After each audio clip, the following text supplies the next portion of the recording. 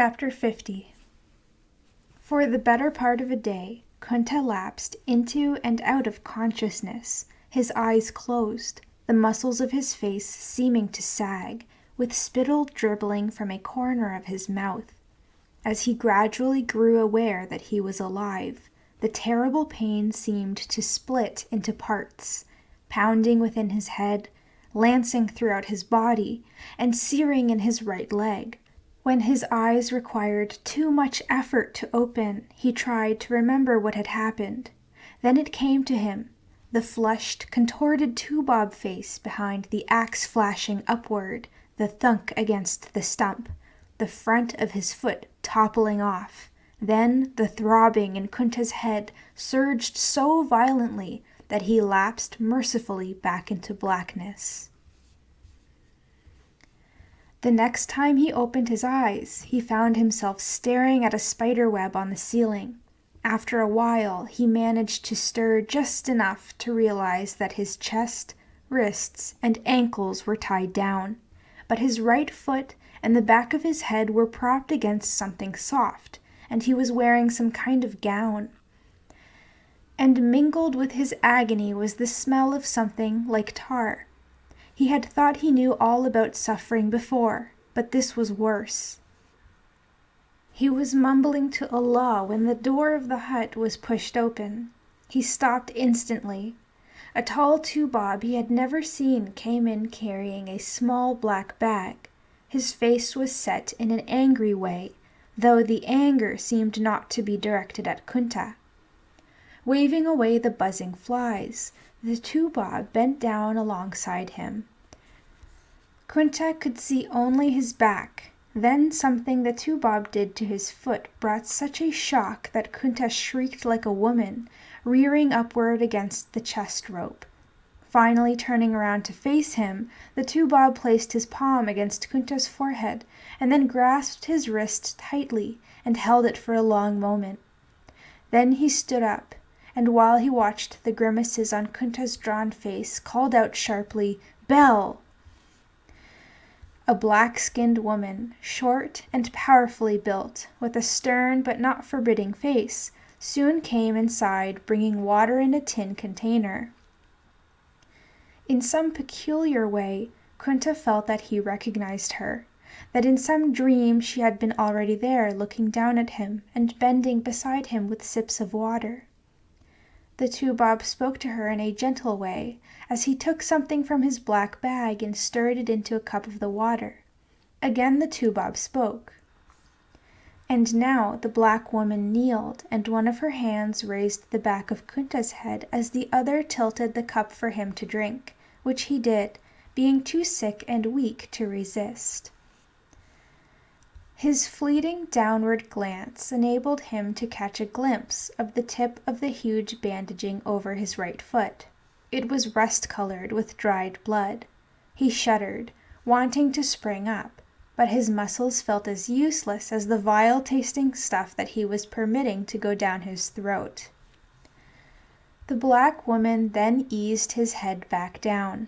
The two-bob said something to her again, and she replied, and the two of them went out. Almost before they were gone, Kunta floated off into deep sleep. When next he opened his eyes late that night, he couldn't remember where he was. His right foot felt as if it were afire. He started to jerk it upward, but the movement made him cry out. His mind lapsed off into a shadowy blur of images and thoughts, each of them drifting beyond his grasp as quickly as they came. Glimpsing Binta, he told her that he was hurt, but not to worry, for he would be home again as soon as he was able. Then he saw a family of birds flying high in the sky, and a spear piercing one of them. He felt himself falling, crying out, desperately clutching out at nothingness. When he woke up again, Kunta felt sure that something terrible had happened to his foot, or had it been a nightmare? He only knew that he was very sick. His whole right side felt numb. His throat was dry, his parched lips were starting to split from fever, he was soaked in sweat, and it had a sickly smell. Was it possible that anyone would really chop off another's foot? Then he remembered that Toubab pointing to his foot and to his genitals, and the horrible expression on his face. Again the rage flooded up, and Kunta made an effort to flex his toes. It brought a blinding sheet of pain. He lay there waiting for it to subside, but it wouldn't, and it was unbearable, except that somehow he was bearing it. He hated himself for wanting that Toubab to come back with more of whatever it was he put in the water that had given him some ease. Time and again he tried to pull his hands free of the loose binding at his sides, but to no avail. He lay there writhing and groaning in anguish when the door opened again. It was the black woman, the yellowish light from a flame flickering on her black face. Smiling, she began making sounds, facial expressions, and motions that Kunta knew was an effort to make him understand something. Pointing toward the hut's door, she pantomimed a tall man walking in, then giving something to drink to a moaning person, who then broadly smiled as if feeling much better. Kunta made no sign that he understood her, meaning that the tall Toubab was a man of medicine. Shrugging, she squatted down and began pressing a damp, cooling cloth against Kunta's forehead. He hated her no less for it. Then she motioned that she was going to raise his head for him to sip some of the soup she had brought. Swallowing it, he felt flashing anger at her pleased look. Then she made a small hole in the dirt floor, into which she set a round, long, waxy thing, and lighted a flame at the top of it. With gesture and expression she asked finally if there was anything else he wanted. He just glowered at her, and finally she left. Kunta stared at the flame, trying to think, until it guttered out against the dirt. In the darkness, the Kill Toubab plotting in the big canoe came into his mind. He longed to be a warrior in a great black army slaughtering Toubab as fast as his arms could swing. But then Kunta was shuddering, fearful that he was dying himself, even though that would mean he would be forevermore with Allah. After all, none had ever returned from Allah to tell what it was like with him, nor had any ever returned to their villages to tell what it was like with the Toubab. On Belle's next visit, she looked down with deep concern into Kunta's bloodshot and yellowing eyes, which had sunken farther into his fevered face. He lay steadily shuddering, groaning, even thinner than when he had been brought here the week before. She went back outside, but within an hour was back with thick cloths, 2 steaming pots, and a pair of folded quilts. Moving quickly and, for some reason, furtively, she covered Kunta's bared chest with a thick, steaming poultice of boiled leaves mixed and mashed with something acrid. The poultice was so blistering hot that Kunta moaned and tried to shake it off, but Belle firmly shoved him back. Dipping cloths into her other steaming pot, she wrung them out and packed them over the poultice, then covered Kunta with the 2 quilts. She sat and watched the sweat pour from him onto the dirt floor in rivulets. With a corner of her apron, Belle dabbed at the sweat that trickled into his closed eyes, and finally he lay entirely limp. Only when she felt the chest cloths and found them barely warm did she remove them. Then, wiping his chest clean of all traces of the poultice, she covered him with the quilts and left. When he next awakened, Kunta was too weak even to move his body, which felt about to suffocate under the heavy quilts. But, without any gratitude, he knew that his fever was broken. He lay wondering where that woman had learned to do what she had done. It was like Binta's medicines from his childhood, the herbs of Allah's earth passed down from the ancestors. and Kunta's mind played back to him as well the black woman's secretive manner, making him realize that it had not been Tubob medicine. Not only was he sure that the Tubob were unaware of it, he knew that the Tubob should never know of it, and Kunta found himself studying the black woman's face in his mind. What was it the Tubob had called her? Belle. With reluctance, after a while, Kunta decided that more than any other tribe, the woman resembled his own. He tried to picture her in Jafur, pounding her breakfast couscous, paddling her dugout canoe through the Bolong, bringing in the sheaves of the rice harvest, balanced on her head. But then Kunta reviled himself for the ridiculousness of thinking of his village in any connection with these pagan, heathen black ones here in the Tubob's land. Kunta's pains had become less constant now, and less intense. It hurt now mostly when he tried to strain against the bonds in his desperate achings to move around. But the flies tormented him badly, buzzing around his bandaged foot, or what was left of it, and now and then he would jerk that leg a little to make the flies swarm up a while before returning. Kunta began to wonder where he was.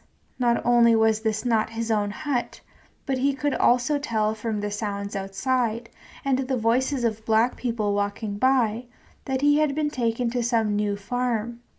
Lying there, he could smell their cooking and hear their early night talking and singing and praying, and the horn blowing in the morning. And each day the tall Tubob came into the hut, always making Kunta's foot hurt as he changed the bandage. But when Belle came 3 times daily, she brought food and water, along with a smile and a warm hand on his forehead. He had to remind himself that these blacks were no better than the Tubob. This black and this Tubob may not mean him any harm, though it was too soon to be sure, but it was the black Samson who had beaten him almost to death, and it was Tubob who had lashed him and shot him and cut his foot off. The more he gained in strength, the deeper grew his rage at having to lie there helpless, unable even to move anywhere, when for all his 17 reigns he had been able to run, bound, and climb anywhere he wanted to. It was monstrous beyond understanding or endurance. When the tall Tubob untied Kunta's wrists from the short stakes that had held him at his sides, Kunta spent the next few hours trying futilely to raise his arms. They were too heavy.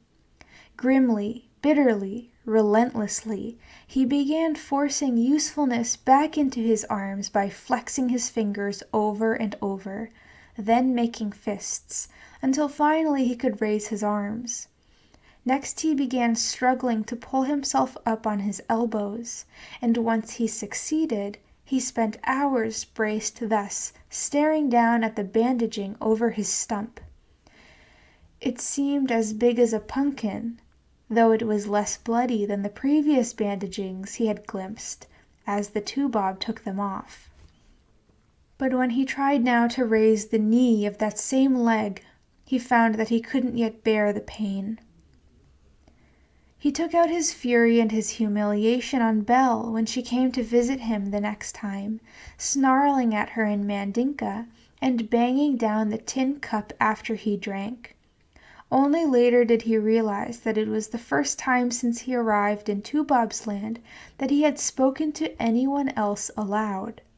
It made him even more furious to recall that her eyes had seemed warm, despite his show of anger. One day after Kunta had been there for nearly 3 weeks, the Tubob motioned for him to sit up as he began to unwrap the bandaging. As it came nearer to the foot, Kunta saw the cloth stickily discolored with a thick, yellowish matter. Then he had to clamp his jaws as the Tubob removed the final cloth, and Kunta's senses reeled when he saw the swollen heel half of his foot covered with a hideous thick, brownish scab. Kunta almost screamed. Sprinkling something over the wound, the Tubob applied only a light, loose bandaging over it, then picked up his black bag and hurriedly left. For the next 2 days, Belle repeated what the Tubob had done, speaking softly as Kunta cringed and turned away. When the Tubob returned on the 3rd day, Kunta's heart leaped when he saw him carrying 2 stout straight sticks with forked tops. Kunta had seen hurt people walk with them in Jafur. Bracing the stout forks under his arms, the Tubob showed him how to hobble about, swinging his right foot clear of the ground. Kunta refused to move until they both left. Then he struggled to pull himself upright, leaning against the wall of the hut, until he could endure the throbbing of his leg without falling down. Sweat was coursing down his face before he had maneuvered the forks of the sticks underneath his armpits. Giddy, wavering, never moving far from the wall for support, he managed a few awkward, hopping forward swings of his body, the bandaged stump threatening his balance with every movement. When Belle brought his breakfast the next morning, Kunta's glance caught the quick pleasure on her face at the marks made by the ends of the forked sticks in the hard dirt floor. Kunta frowned at her, angry at himself for not remembering to wipe away those marks. He refused to touch the food until the woman left, but then he ate it quickly, knowing that he wanted its strength now. Within a few days, he was hobbling freely about within the hut. Chapter 51. In many ways, this Tubob farm was very different from the last one.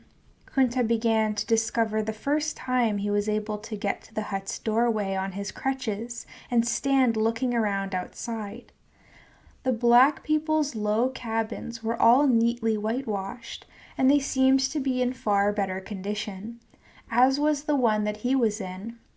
It contained a small, bare table, a wall shelf on which were a tin plate, a drinking gourd, a spoon, and those Tubob eating utensils for which Kunta had finally learned the names, a fork and a knife. He thought it was stupid for them to let him have such things within his reach. And his sleeping mat on the floor had a thicker stuffing of corn shucks. Some of the huts he saw nearby even had small garden plots behind them, and the one closest to the Tubob's big house had a colorful, circular flower patch growing in front of it. From where he stood in the doorway, Kunta could see anyone walking in any direction, and whenever he did, he would quickly crutch back inside and remain there for some time before venturing back to the doorway. Kunta's nose located the outhouse. Each day he held back his urges until he knew that most of them were out at their tasks in the fields, and then, carefully making sure that no one was nearby, he would go crutching quickly across the short distance to make use of the place, and then get safely back. It was a couple of weeks before Kunta began to make brief ventures beyond that nearby hut, and the hut of Slave Rose cooking woman, who wasn't Belle, he was surprised to discover. As soon as he was well enough to get around, Belle had stopped bringing him his meals, or even visiting. He wondered what had become of her, until one day, as he was standing in his doorway, he caught sight of her coming out the back door of the big house. But either she didn't see him, or she pretended not to, as she walked right past him on her way to the outhouse. So she was just like the others after all. He had known it all along. Less often, Kunta caught glimpses of the tall Tubob, who was usually getting into a black-covered buggy that would then go hurrying away, with its 2 horses being driven by a black who sat on the seat up front. After a few more days, Kunta began to stay outside his hut even when the field workers returned in the evening, shambling along in a tired group. Remembering the other farm he had been on, he wondered why these black ones weren't being followed by some Tubob with a whip on a horse. They passed close by Kunta, without seeming to pay him any attention at all, and disappeared into their huts. But within a few moments, most of them were back outside again, going about their chores. The men did things around the barn. The women milked cows and fed chickens, and the children lugged buckets of water and as much firewood as their arms could carry. They were obviously unaware that twice as much could be carried if they would bundle the wood and balance it, or the water buckets on their heads. As the days passed, he began to see that although these black ones lived better than those on the previous two-bob farm, they seemed to have no more realization than the others that they were a lost tribe, that any kind of respect or appreciation for themselves had been squeezed out of them so thoroughly that they seemed to feel that their lives were as they should be. All they seemed to be concerned about was not getting beaten, having enough to eat, and somewhere to sleep. There weren't many nights that Kunta finally managed to fall asleep before lying awake burning with fury at the misery of his people. But they didn't even seem to know that they were miserable. So what business was it of his if these people seemed to be satisfied with their pathetic lot? He lay feeling as if a little more of him was dying every day, that while any will to live was left to him, he should try to escape yet again, whatever the odds or the consequences. What good was he any more, alive or dead? In the 12 moons since he was snatched from Jafur, how much older than his reigns he had become. It didn't help matters any that no one seemed to have found any kind of useful work for Kunta to do, though he was getting around ably enough on his crutches. He managed to convey the impression that he was occupied sufficiently by himself and that he had no need or desire to associate with anybody. But Kunta sensed that the other blacks didn't trust him any more than he trusted them. Alone in the nights, though, he was so lonely and depressed, spending hours staring up into the darkness, that he felt as if he were falling in upon himself. It was like a sickness spreading within him. He was amazed and ashamed to realize that he felt the need for love.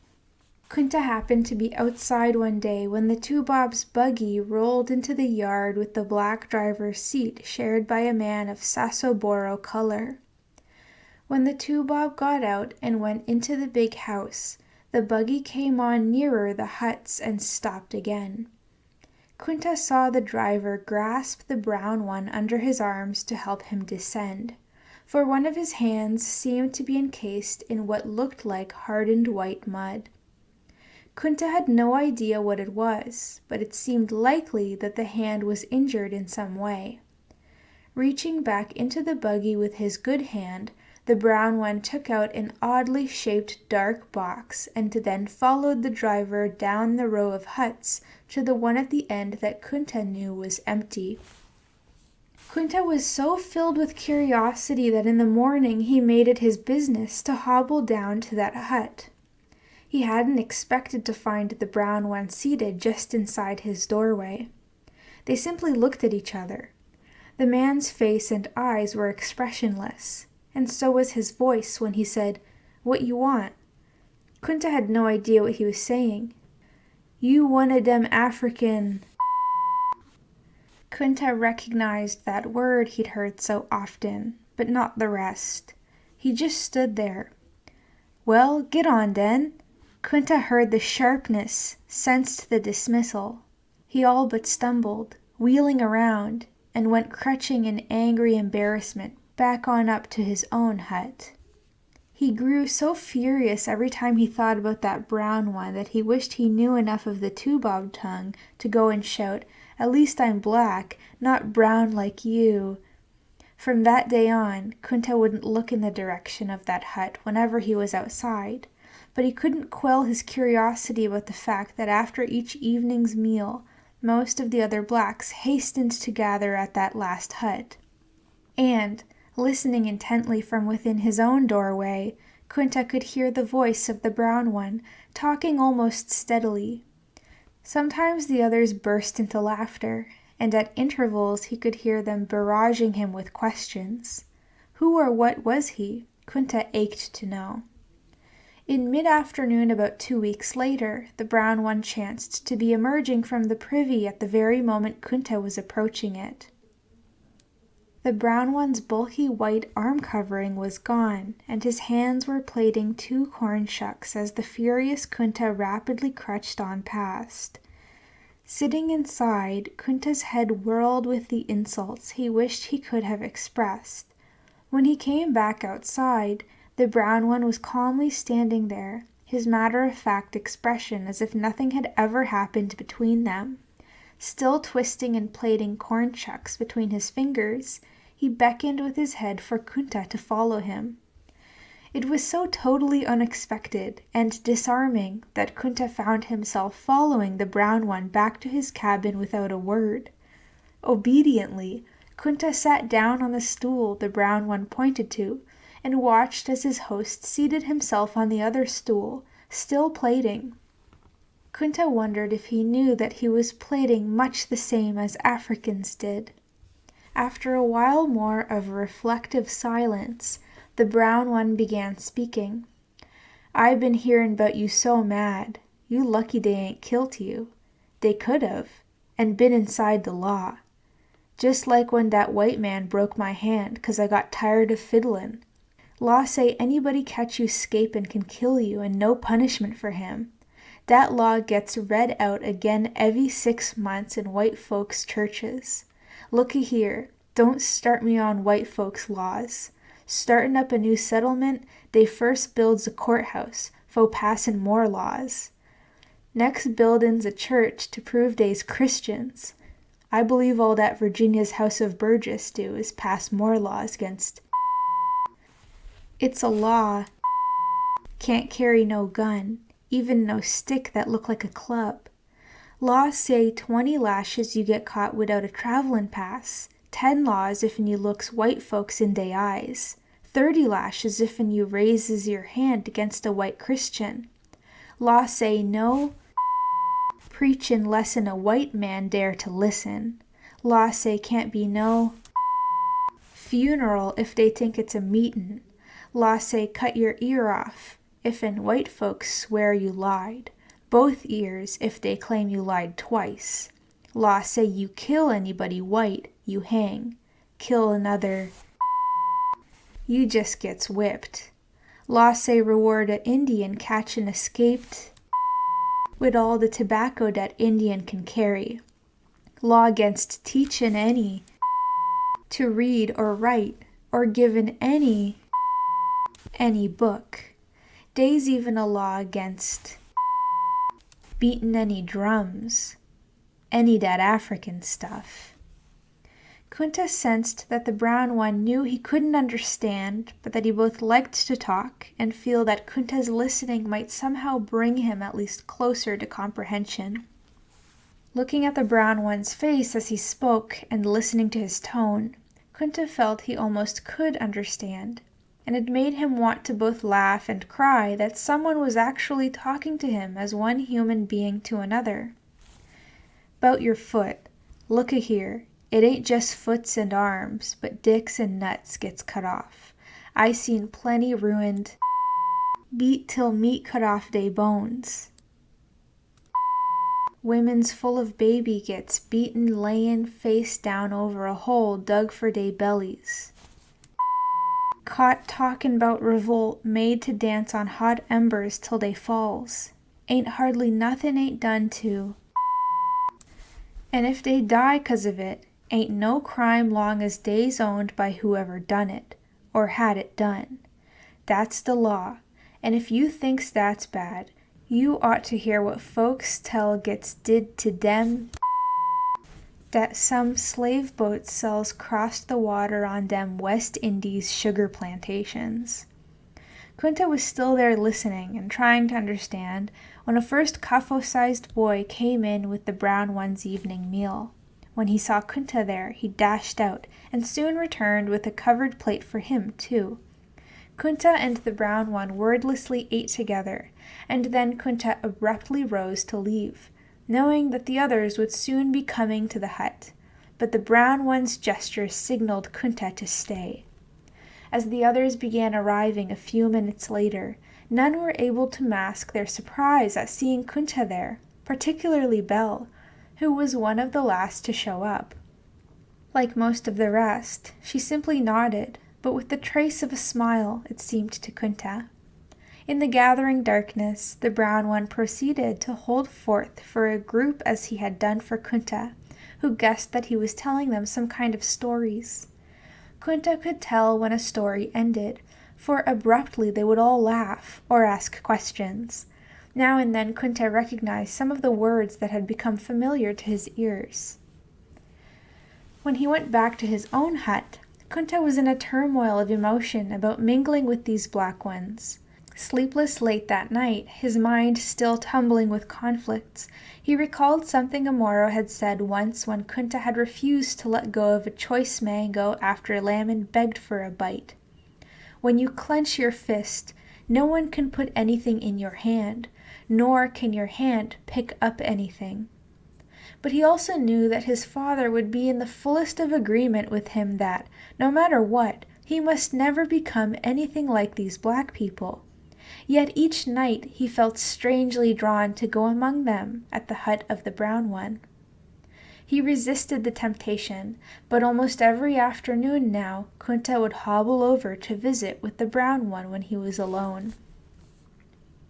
"Get my fingers back to work and write to fiddle again," he said while weaving his corn shucks one day. "Any kind of luck, dis massa here go ahead and buy me and hire me out. I done fiddled all over Virginia, make good money for him and me both.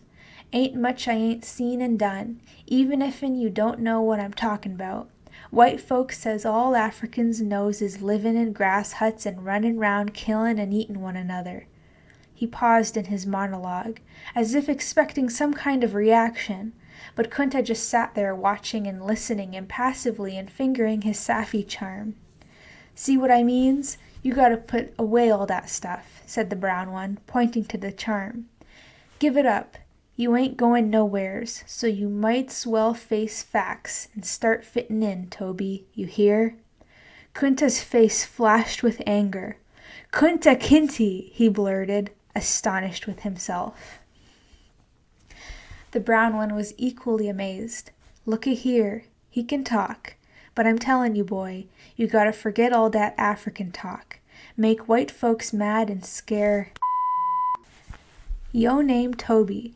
Dey calls me Fiddler." He pointed to himself. "Say dat, Fiddler." Kunta looked at him blankly, though he understood exactly what he meant. "Fiddler. I's a fiddler. Understand? Fiddler?" He made a sawing motion across his left arm with the other hand. This time Kunta wasn't pretending when he looked blank. Exasperated, the brown one got up and brought from a corner the oddly shaped box that Kunta had seen him arrive with. Opening it, he lifted out an even more oddly shaped light brown wooden thing with a slender black neck and 4 taut thin strings running almost its length. It was the same musical instrument he had heard the old man play at the other farm. "Fiddle!" exclaimed the brown one. Since they were alone, Kunta decided to say it. He repeated the sound. Fiddle. Looking pleased, the brown one put the fiddle away and closed the case. Then, glancing around, he pointed. "Bucket!" Kunta repeated it, fixing in his head what that thing was. Now, water! Kunta repeated it. After they had gone through a score or more of new words, the brown one pointed silently at the fiddle, the bucket, water, chair, corn shucks, and other objects, his face a question mark, for Kunta to repeat the right word for all of them. A few of the names he promptly repeated. He fumbled with a few others and was corrected, and some sounds he was unable to say at all. The brown one refreshed him on those, then reviewed him on them all. "You ain't dumb as you looks," he grunted by supper time. The lessons continued through the following days and stretched into weeks. To Kunta's astonishment, he began to discover that he was becoming able not only to understand but also to make himself understood to the brown one in a rudimentary way. And the main thing he wanted him to understand was why he refused to surrender his name or his heritage, and why he would rather die a free man on the run than live out his life as a slave. He didn't have the words to tell it as he wished, but he knew the brown one understood, for he frowned and shook his head.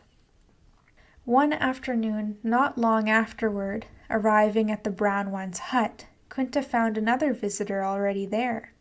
It was the old man he'd seen now and then hoeing in the flower garden near the big house. With a glance at the brown one's affirming nod, Kunta sat down. The old man began to speak. "Fiddler here tell me you run away 4 times. You see what it got you. Just hopes you done learned your lesson like I done, 'cause you ain't done nothin' new. My young days, I run off so much they near 'bout tore my hide off 'fore I got it in my head ain't nowhere to run to. Run 2 states away, they just tell about it in day papers, and sooner or later you gets cotched and nearly kilt, and wind up right back where you come from.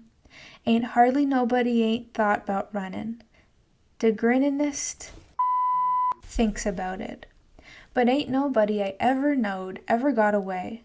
Time you settled down and made the best of things the way they is, 'stead of wastin' yo' young years, like I did, plottin' what can't be done. I done gone all worn out now. Reckon since you been born I been actin' like the no-good, lazy, shiftless, head-scratchin' white folks says us is. Only reason massa keep me here, he know I ain't got no good auction value, and he get more out of me just halfway doin' the gardenin'. But I hears tell from Belle massa goin' to put you work with me tomorrow." Knowing that Kunta had understood hardly any of what the gardener had said, the fiddler spent the next half-hour explaining what the old man had told him, only slowly and more simply, in words Kunta was familiar with. He had mixed feelings about nearly everything the gardener had said.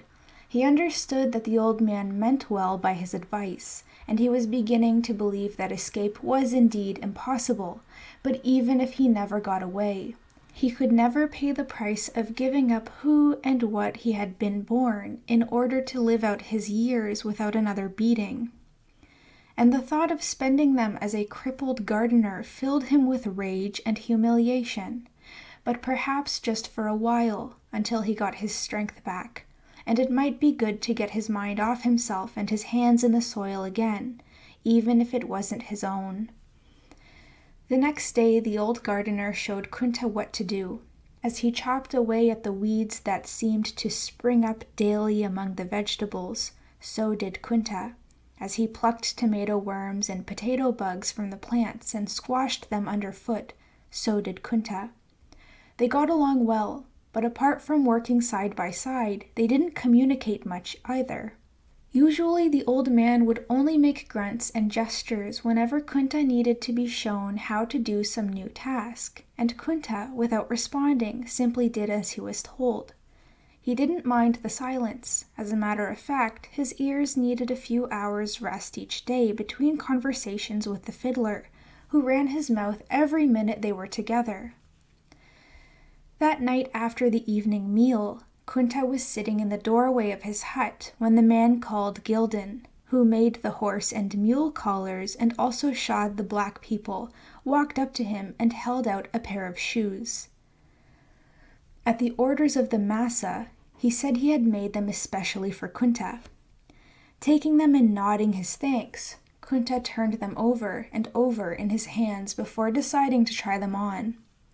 It felt strange to have such things on his feet, but they fit perfectly, even though the front half of the right shoe was stuffed with cotton. The shoemaker bent down to tie the lacings, then suggested that Kunta get up and walk around in them to see how they felt. The left shoe was fine, but he felt tiny stinging sensations in his right foot as he walked awkwardly and gingerly around outside his hut without the crutches. Seeing his discomfort, the shoemaker said that was because of the stump, not the shoe, and he would get used to it.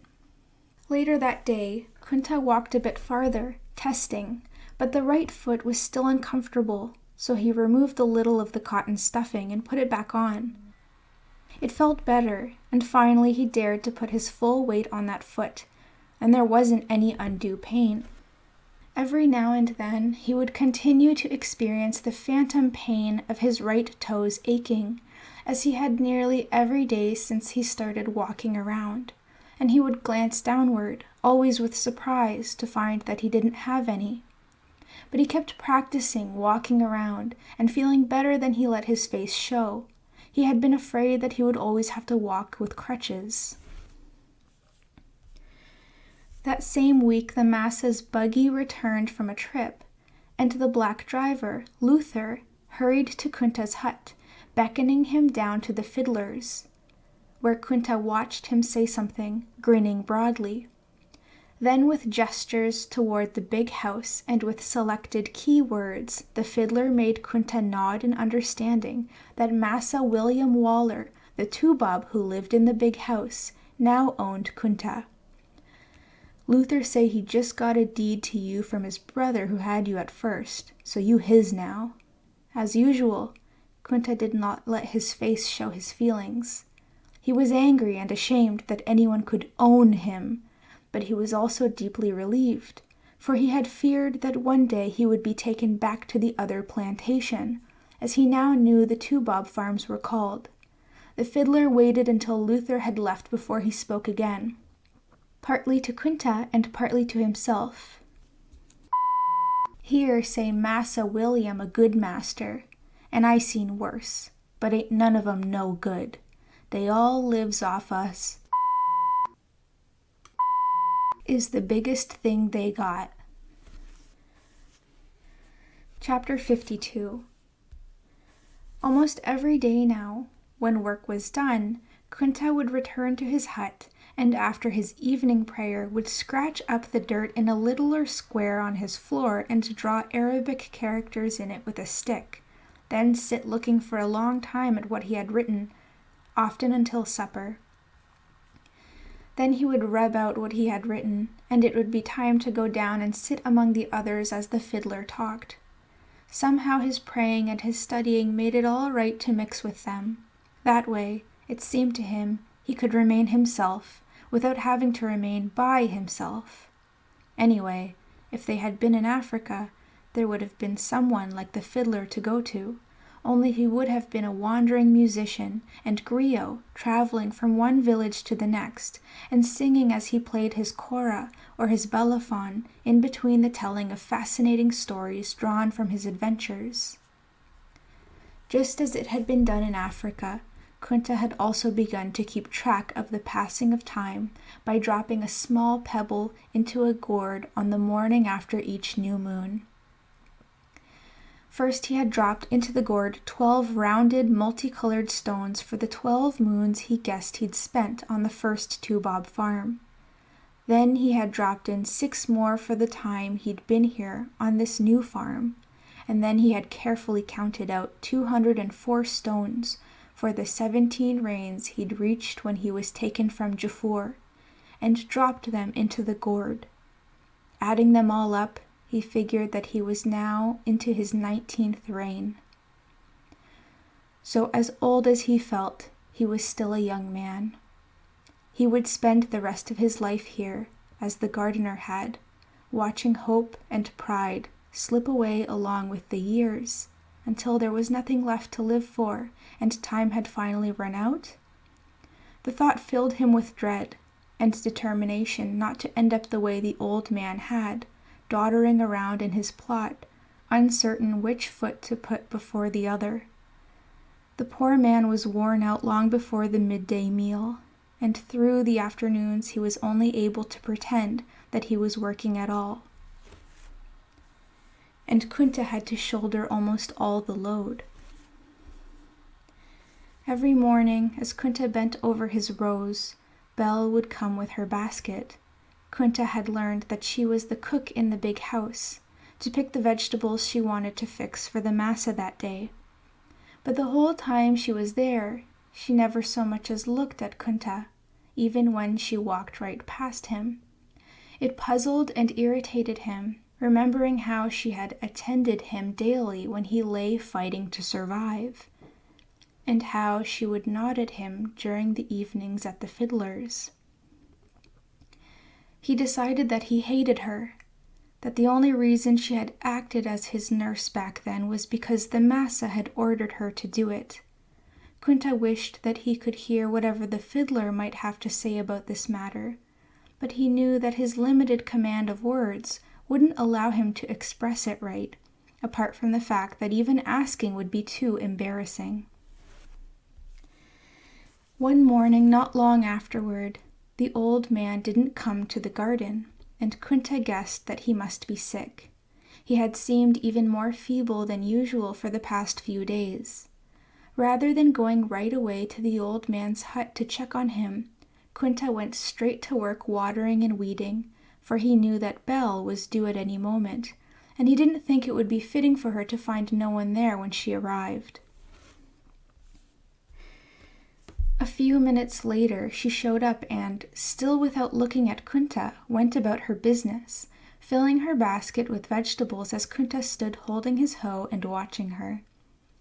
Then, as she started to leave, Belle hesitated, looked around, set the basket on the ground, and, throwing a quick, hard glance at Kunta, marched off. Her message was clear that he should bring her basket to the back door of the big house, as the old man had always done. Kunta all but exploded with rage, his mind flashing an image of dozens of Jafur women bearing their headloads in a line past the bantaba tree where Jafur's men always rested. Slamming down his hoe, he was about to stamp away when he remembered how close she was to the massa. Gritting his teeth, he bent over, seized the basket, and followed silently after Belle. At the door, she turned around and took the basket as if she didn't even see him. He returned to the garden, seething. From that day on, Kunta more or less became the gardener. The old man, who was very sick, came only now and then, whenever he was strong enough to walk. He would do a little something for as long as he felt able, which wasn't very long, and then hobble back to his hut. He reminded Kunta of the old people back in Jafur who, ashamed of their weakness, continued to totter about, making the motions of working until they were forced to retreat to their pallets, and finally were rarely seen out any more at all. The only duty Kunta really hated was having to carry that basket for Belle every day. Muttering under his breath, he would follow her to the door, thrust it into her hands as rudely as he dared, then turn on his heel and march back to work, as fast as he could go. As much as he detested her, though, his mouth would water when now and then the air would waft to the garden the tantalizing smells of the things that Belle was cooking.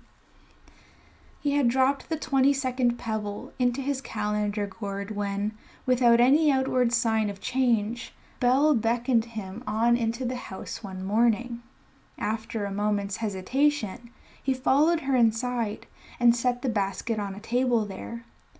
Trying not to look amazed at the strange things he saw everywhere around him in this room, which they called the kitchen, he was turning to leave when she touched him on the arm and handed him a biscuit with what looked like a piece of cold beef between the slices. As he stared at it in puzzlement, she said, "Ain't you never seen a sandwich before? It ain't gonna bite you. You supposed to bite it.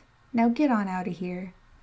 As time went on, Belle began to give him more than he could carry in his hand, usually a tin plate piled with something called corn pone, a kind of bread he had never tasted before, along with boiled fresh mustard greens in their own delicious pot liquor. He had sown the mustard's tiny seeds himself, in garden soil mixed with rich black dirt dug from the cow pasture, and the tender greens had swiftly, luxuriously sprung up. He loved no less the way she cooked the long, slender field peas that grew on the vines coiling around the sweet corn stalks. She never gave him any obvious meat of the pig, though he wasn't sure how she knew that. But whatever she gave him, he would always wipe off the plate carefully with a rag before returning it. Most often he would find her at her stove, a thing of iron that contained fire, but sometimes she would be on her knees scrubbing the kitchen floor with oak ashes and a hard bristled brush. Though at times he wanted to say something to her, he could never muster a better expression of his appreciation than a grunt, which now she returned. One Sunday after supper, Kunta had gotten up to stretch his legs and was walking around the fiddler's hut idly patting himself on the belly when the brown one, who had been talking steadily all through the meal, interrupted his monologue to exclaim, "Look-a-here, you startin' to fill out." He was right. Kunta hadn't looked or felt better since he left Jaffur. After months of incessant plaiting to strengthen his fingers, the fiddler, too, felt better than he had in a long time, since his hand was broken, and in the evenings he had begun to play on his instrument again. Holding the peculiar thing in his cupped hand and under his chin, the fiddler raked its strings with his wand, which seemed to be made of long, fine hairs, and the usual evening audience would shout and break into applause when each song had finished. "Dat ain't nothin'," he would say disgustedly. "Fingers ain't nimble yet." Later, when they were alone, Kunta asked haltingly, "What is nimble?" The fiddler flexed and wiggled his fingers. "Nimble, nimble. Get it?" Kunta nodded. "You a lucky what you is," the fiddler went on. "Just piddlin' round every day in that garden. Ain't hardly nobody got a job dat soft, 'cept on plantations whole lot bigger'n dis." Kunta thought he understood, and he didn't like it. "Work hard," he said, and nodding at the fiddler on his chair, he added, "Harder than dat." The fiddler grinned. "You all right, African?" Chapter 53. The months, as they called moons here, were passing more quickly now, and before long the hot season known as summer was over, and harvest time had begun, along with a great many more duties for Kunta and the others. While the rest of the blacks, even Bell, were busy with the heavy work out in the fields, he was expected to tend the chickens, the livestock, and the pigs in addition to his garden. And at the height of the cotton picking, he was called upon to drive the wagon along the rows. Except for having to feed the filthy swine, which almost made him ill, Kunta didn't mind the extra work, for it made him feel less of a cripple. But it was seldom that he got back to his hut before dark, so tired out that he sometimes even forgot to eat his supper. Taking off nothing but his frayed straw hat and his shoes, to relieve the aching of his half foot, he would flop down on his corn shuck mattress, pulling his quilt of cotton-stuffed burlap up over him, and within moments he would be sound asleep, in clothes still wet with sweat. Soon the wagons were piled high with cotton, then with plump ears of corn, and the golden tobacco leaves were hanging up to dry. The hogs had been killed, cut into pieces, and hung over slowly burning hickory, and the smoky air was turning cold when everyone on the plantation began preparing for the harvest dance, an occasion so important that even the massa would be there. Such was their excitement that when Kunta found out that the black people's Allah didn't seem to be involved, he decided to attend himself, but just to watch. By the time he got up the courage to join the party, it was well under way. The fiddler, whose fingers were finally nimble again, was sawing away at his strings, and another man was clacking 2 beef bones together to keep time as someone shouted, "Cakewalk!" Dancers coupled off and hurried out before the fiddler. Each woman put her foot on the man's knee while he tied her shoestring. Then the fiddler sang out, "Change partners," and when they did, he began to play madly, and Kunta saw that the dancers' footsteps and body motions were imitating their planting of the crops, the chopping of wood, the picking of cotton, the swinging of scythes, the pulling of corn, the pitchforking of hay into wagons. It was all so much like the harvest dancing back in Jaffur that Kunta's good foot was soon tapping away on the ground, until he realized what he was doing and looked around, embarrassed, to see if anyone had noticed. But no one had. At that moment, in fact, almost everyone had begun to watch a slender fourth Kafo girl who was dipping and whirling around as light as a feather, her head tossing, her eyes rolling, her arms describing graceful patterns. Soon the other dancers, exhausted, were moving to the sides to catch their breaths and stare. Even her partner was hard put to keep up. When he quit, gasping, a shout went up, and when finally even she went stumbling toward the sidelines, a whooping and hollering engulfed her. The cheering got even louder when Massa Waller awarded that girl a $50 prize, and smiling broadly at the fiddler, who grinned and bowed in return, the Massa left them amid more shouting. But the cakewalk was far from over, and the other couples, rested by now, rushed back out and went on as before, seemingly ready to dance all night. Quinta was lying on his mattress thinking about what he had heard and seen when suddenly there came a rapping at his door. "Who dat?" he demanded, astonished, for only twice had anyone ever come to his hut in all the time he'd lived there. "Kick dis dough in!" Quinta opened the door, for it was the voice of the fiddler. Instantly he smelled the liquor on his breath. Though he was repelled, Quinta said nothing, for the fiddler was bursting to talk, and it would have been unkind to turn him away just because he was drunk. "You seen Massa," said the fiddler. "He ain't knowed I could play dat good. Now you watch and see if'n he don't range for me to play for white folks to hear me, and den hire me out." Beside himself with happiness, the fiddler sat on Quinta's three-legged stool, fiddle across his lap, and went on babbling. "Look-a-here, I second fiddled with the best. You ever hear of Cy Gilliat from Richmond?" He hesitated. "Nah, course you ain't. Well, that's the fiddlin'est slave in the world, and I fiddled wid him. Look-a-here, he play for nothin' but big white folks' balls and dances. I mean like hoss racin' ball every year and like dat. You oughta see him with that gold-painted fiddle of his, and him wearin' court dress, wid his brown wig and lawd dem manners. Name London Briggs behind us playin' flute and clarinet. The minuets, the reels, the congos, hornpipes, jigs, even just caperin' 'bout. Don't care what it was. We'd have them white folks dancin' up a storm." The fiddler carried on like this for the next hour, until the alcohol wore off, telling Quinta of the famous singing slaves who worked in Richmond's tobacco factories, of other widely known slave musicians who played the harpsichord, the pianoforte, and the violin, whatever they were, who had learned to play by listening to two bob musicians from some place called Europe, who had been hired to come to plantations to teach the masses children. The following crispy cold morning saw the starting of new tasks.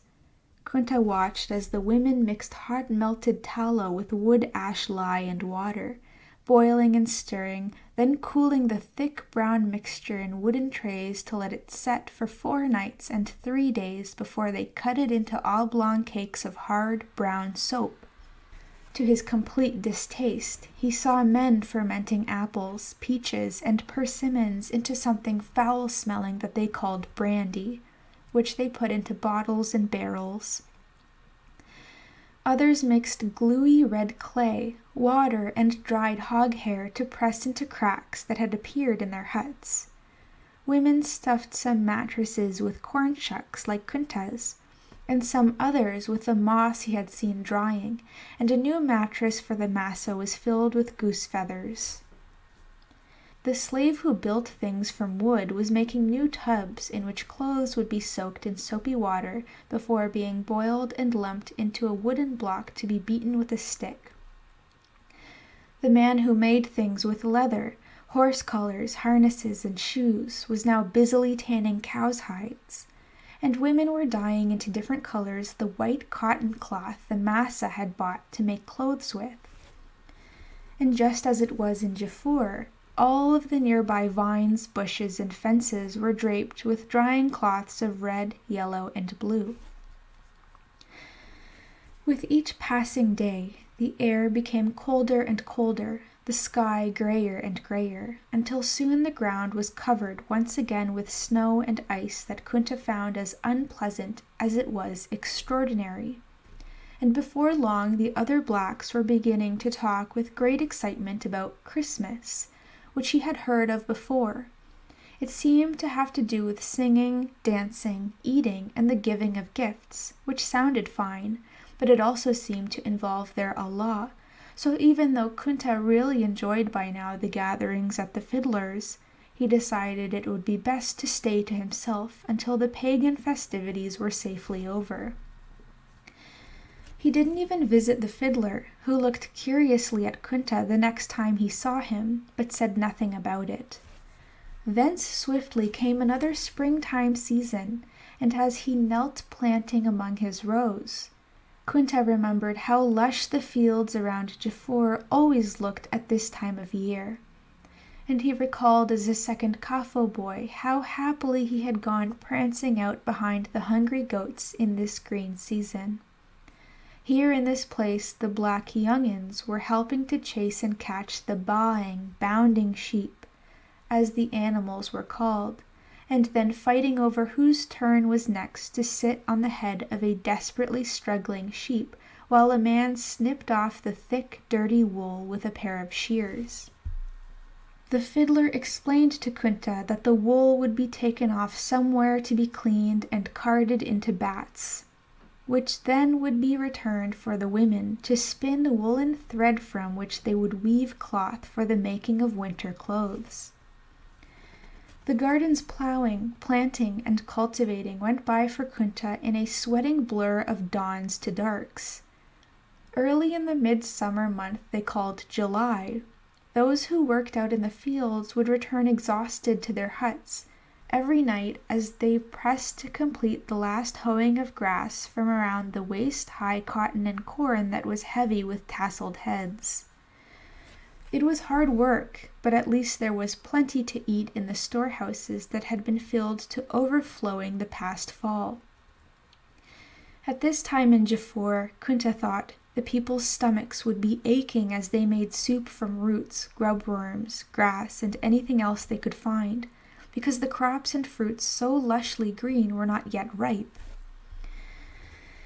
The laying by had to be finished before the second Sunday in July, Kunta learned, when the blacks from most of the plantations in this area, which was called Spotsylvania County, would be permitted to travel some place to join in some kind of camp meetin'.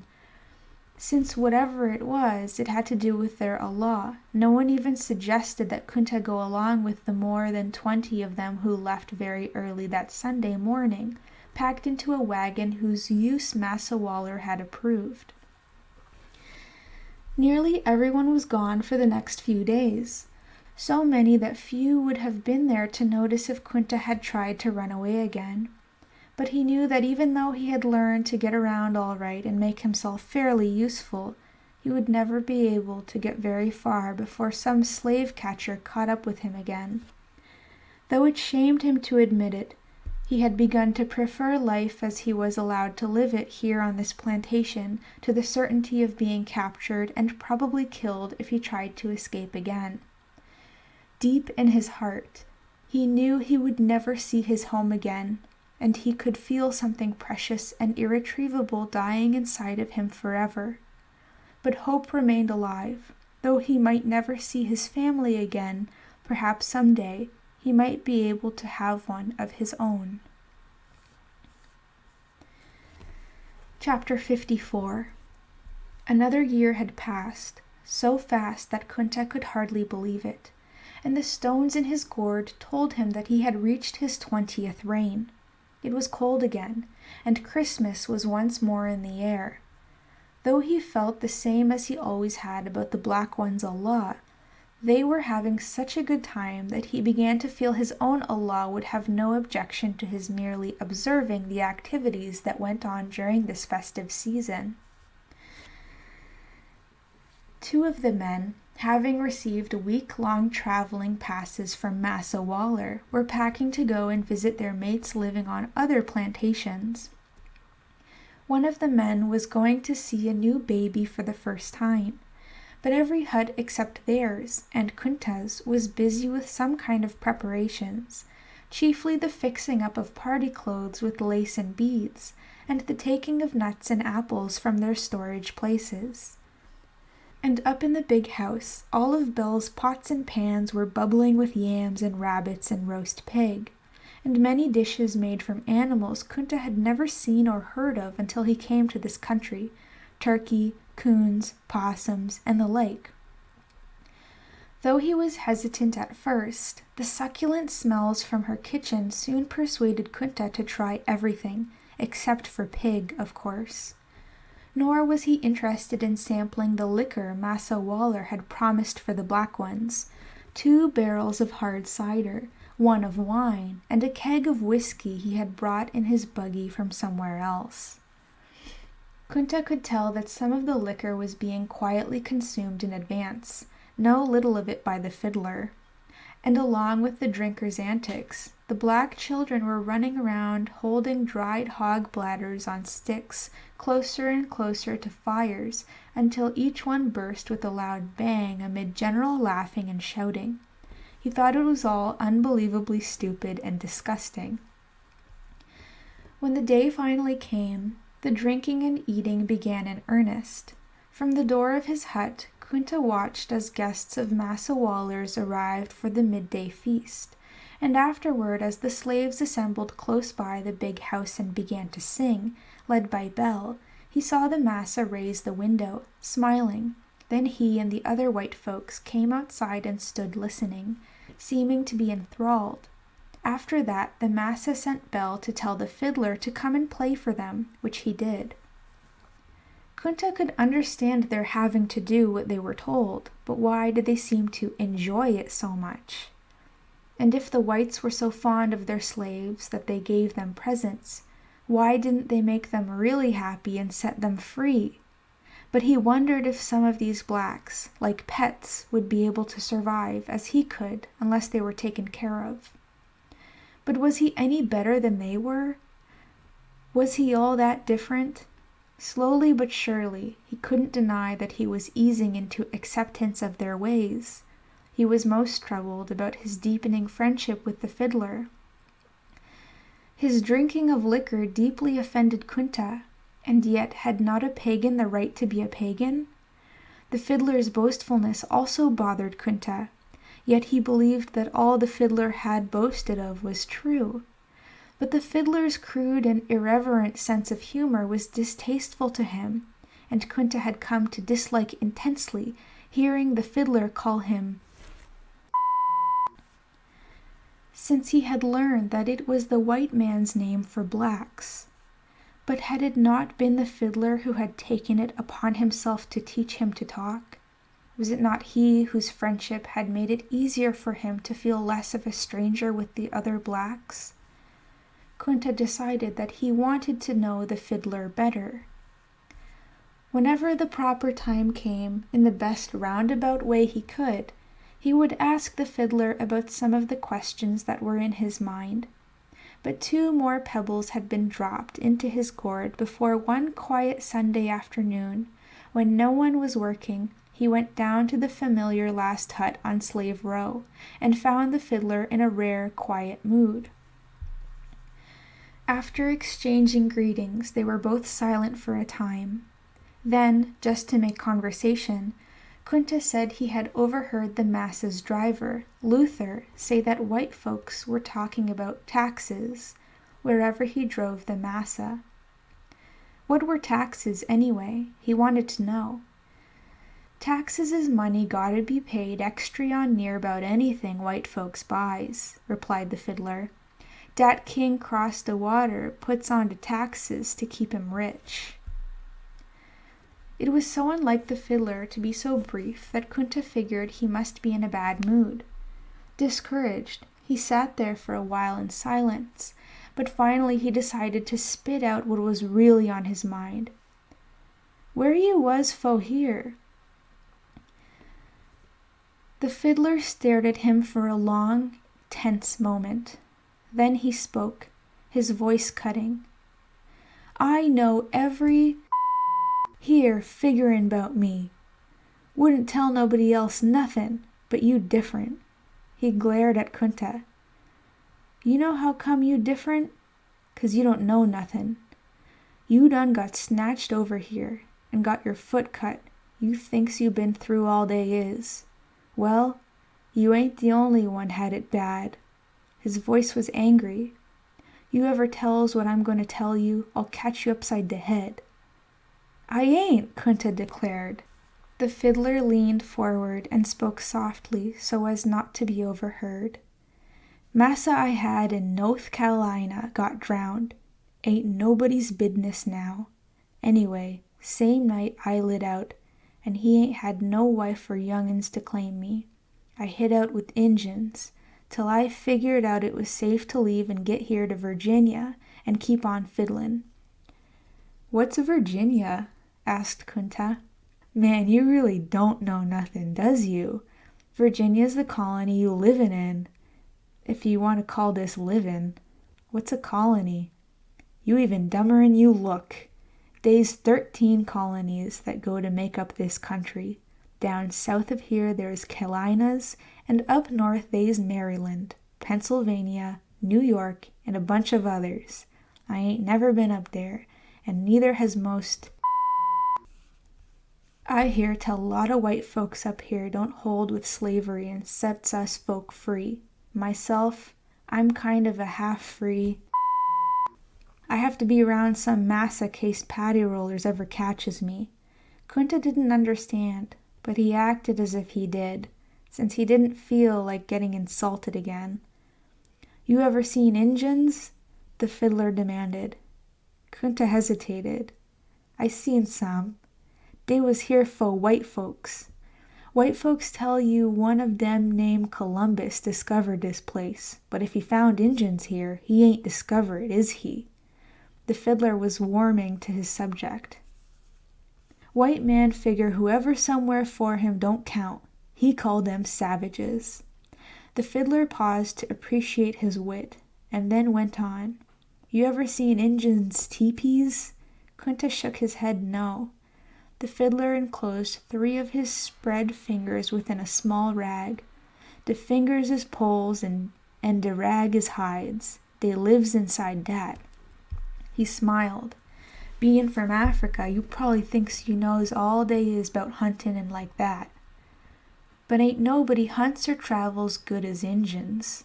Once one goes somewhere, it's a map in his head how he went.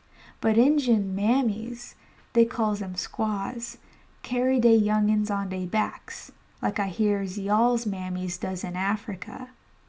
Kunta was surprised that the fiddler knew that, and couldn't help showing it. The fiddler smiled again and continued the lesson.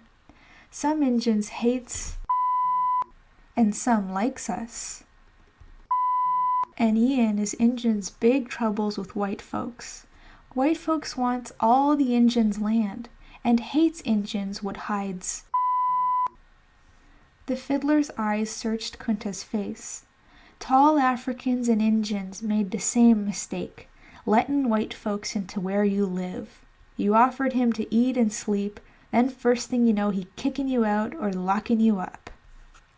The fiddler paused again. Then suddenly he burst out. "What put me out with you African? Look a here, I knowed 5 or 6 act like you. Don't know how come I took up wid you in the first place. You gettin' over here figurin' here ought to be like you is. How you spec we goin' know 'bout Africa? We ain't never been there. Ain't goin' neither." Glaring at Kunta, he lapsed into silence. And fearful of provoking another outburst, Kunta soon left without another word, rocked onto his heels by what the fiddler had said to him. But the more he thought about it back in his hut, the better he felt about it. The fiddler had taken off his mask. That meant he was beginning to trust Kunta. For the first time in his acquaintance with anyone in the 3 reigns since he had been stolen from his homeland, Kunta was actually beginning to know someone. Chapter 55. Over the next several days, as he worked in the garden, Kunta thought a great deal about how long it had taken him to realize how little he really knew about the fiddler, and about how much more there was to know about him. Almost certainly he reflected no less of a mask was still being worn for him by the old gardener, whom Kunta had been going to visit now and then. And he didn't know Belle much better, though he and she had some daily exchange of little talk. Or rather, Kunta mostly listened while he ate whatever food she gave him, but it was always about small and impersonal matters. It occurred to him how both Belle and the gardener had sometimes started to say something, or hinted at something, but then never finished. They were both cautious people in general, but it seemed they were especially so with him. He decided to get to know them both better. On his next visit to the old gardener, Kunta began in his indirect Mandinka way by asking about something the fiddler had told him. Kunta said he had heard about paddy rollers, but he was uncertain who or what they were. "Dey's low-down po' white trash that ain't never owned a in dey lives," the old gardener said heatedly. "It's a ol' Virginia law to patrol the roads, or anywhere else is, and whip and jail any of 'em gets cotched without a right-out pass from dey massa.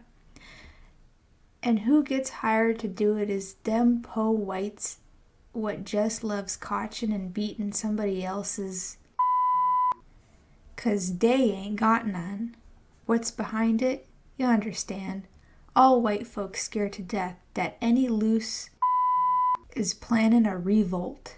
Fact, ain't nothin' paddy rollers loves more'n claimin' to suspicion some and bustin' in and strippin' him buck naked right before his wife and young'uns and beatin' him bloody." Seeing Kunta's interest and pleased by his visit, the old gardener went on. "Massa we got don't prove o' dat. It's how come he don't have no overseer. He say he don't want nobody beatin' his. He tells his to oversee deyselves. Just do the work like they know to, and don't ever break none of his rules. He swear son won't set here on no break his rules." Kunta wondered what the rules were, but the gardener kept on talking. "Reason massa like he is, 'cause he of a family was rich even fo' dey come here from dat England cross the water.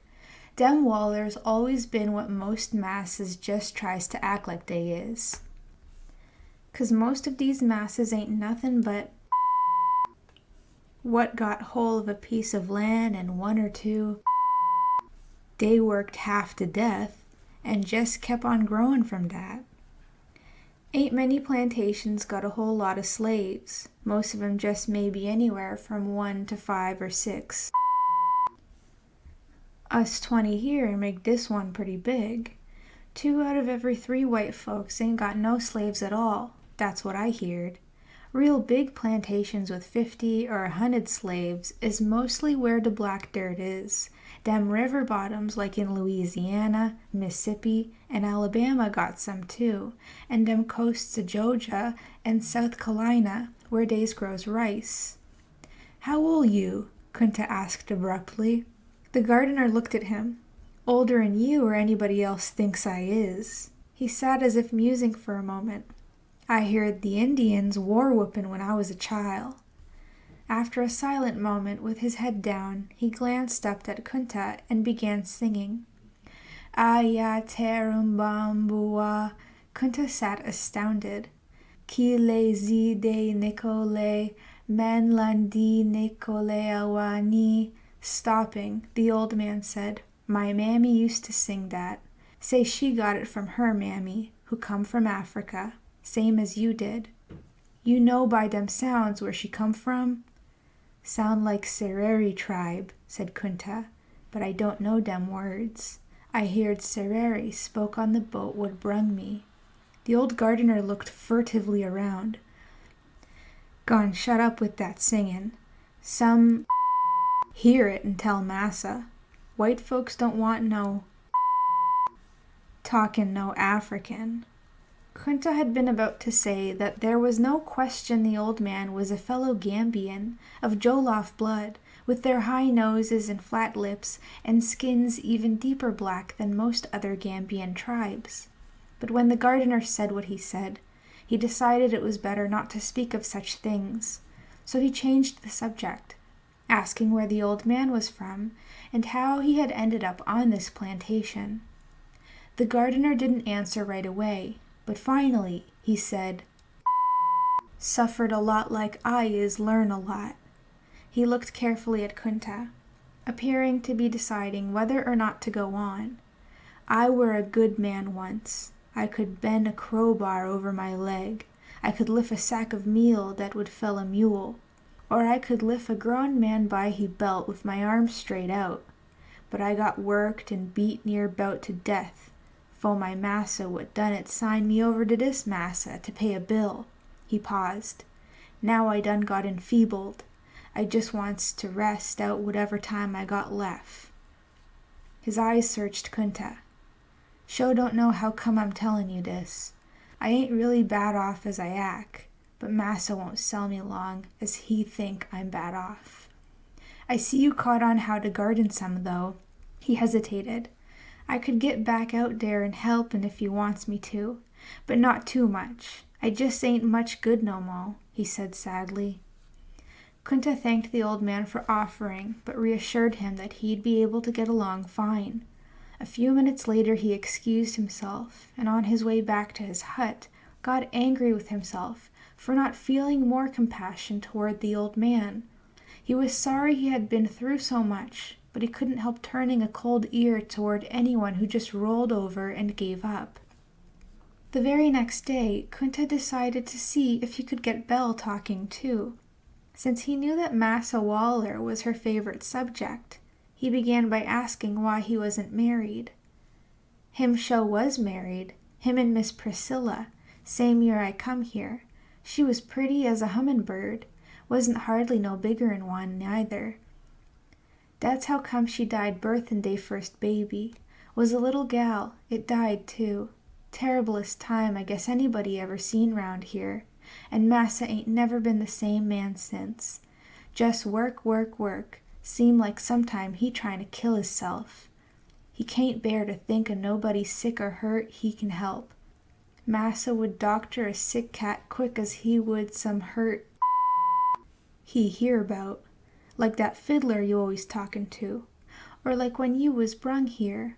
He got so mad 'bout how they done your foot, he even bought you away from his own brother John. 'Cause won't his doin'. It was them po-cracker catchers he hired, who say you tried to kill him." Kunta listened, realizing that just as he was only beginning to appreciate the individual depths and dimensions of the black ones, it had never occurred to him that even white folks could also have human sufferings, though their ways in general could never be forgiven. He found himself wishing that he could speak the white folks' tongue well enough to say all this to Belle, and to tell her the story his old grandmother Nioboto had told him about the boy who tried to help the trapped crocodile. The story Nioboto always ended with, "In the world, the payment for good is often bad." Thinking of home reminded Kunta of something he'd been wanting to tell Belle for a long time, and this seemed like a good moment. Except for her brown color, he told her proudly she looked most like a handsome Mandinka woman. He didn't have long to wait for her response to this great compliment. "What fool stuff you talkin' 'bout?" she said irately. "Don't know how come white folks keep on emptyin' out boatloads of you Africa